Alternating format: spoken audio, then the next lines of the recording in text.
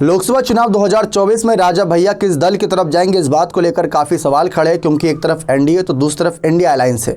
लेकिन हाल फिलहाल में राजा भैया के कदमों को देखकर ऐसा लग रहा है कि वे एनडीए को समर्थन कर सकते हैं और इसको और मजबूत बनाने के लिए भारतीय जनता पार्टी उनके किसी करीबी को एक बड़ी जिम्मेदारी दे सकती है।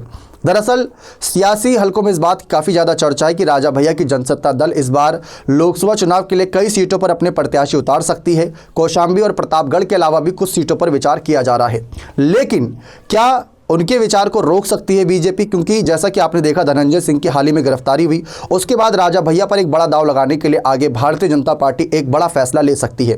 कहा यह जा रहा है कि एमएलसी चुनाव में राजा भैया के ही किसी करीबी को आगे विधान परिषद के लिए नाम आगे कर सकती है भारतीय जनता पार्टी, यानी राजा भैया के ही किसी करीबी को अपनी ही पार्टी के एक टिकट से करीब 10 उनके एमएलसी चुने जा सकते हैं। ऐसी खबरें हैं। 13 सीटों का चुनाव होगा और 10 बीजेपी आराम से जीत सकती है। उसमें से एक राजा भैया के ही दल से किसी को आय करने को लेकर विचार किया जा रहा है, और अगर ऐसा होता है तो यह बड़ा दांव रहेगा भारतीय जनता पार्टी के द्वारा, क्योंकि इस दांव से अखिलेश यादव को चित किया जा सकता है। कौशाम्बी, प्रतापगढ़ और उन सीटों पर अच्छा खासा वोट बैंक बटोरा जा सकता है जहां पर राजा भैया का अच्छा खासा प्रभाव है। तो यह बीजेपी की चाल है। कहा यह जा रहा है कि बीजेपी हर छोटे से बड़े दलों को अपने साथ लाना चाह रही है और उनके लिए जिम्मेदारियां भी काफी है। राज्यसभा चुनाव में हमने देखा कि जयंत चौधरी के आरएलडी जिस तरीके से पाला बदलती नजर आई, वहां पर कितना बड़ा फायदा भाजपा को मिला, क्योंकि अगर वही 9 विधायक अखिलेश को समर्थन कर देते तो अखिलेश का तीसरा कैंडिडेट जीत जाता।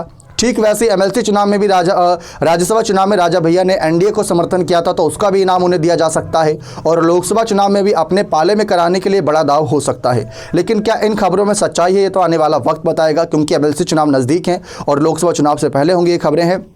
और अगर इन सीटों पर ऐसा कुछ समीकरण बनता है तो क्या राजा भैया के किसी एक कैंडिडेट को आय कर सकते हैं, किसी एक विधायक को अगर किसी करीबी को आय करते हैं विधान परिषद के लिए, तो ये बड़ा फैसला होगा एनडीए के द्वारा भी और राजा भैया के जनसत्ता दल के द्वारा भी एनडीए के साथ गठबंधन की मजबूती के लिए। और दूसरा ये कि अगर लोकसभा चुनाव में एनडीए के साथ गठबंधन होता है तो हो सकता है कि राजा भैया के ही पार्टी के किसी चेहरे को बीजेपी अपने ही टिकट से, जी हां, अपने ही टिकट से आगे चुनावी मैदान में उतार दे। जैसा कि हमने देखा कि ऐसे कई और छोटे दलों के साथ यहां पर भारतीय जनता पार्टी करती नजर आई, ठीक वही राजा भैया की जनसत्ता दल के लिए भी किया जा सकता है। क्या आपको लगता है कि राजा भैया इस ऑफर को स्वीकार करेंगे? बाकी देखते हैं इन खबरों में सच्चाई है या नहीं। बने रहे चैनल के साथ। बहुत बहुत धन्यवाद।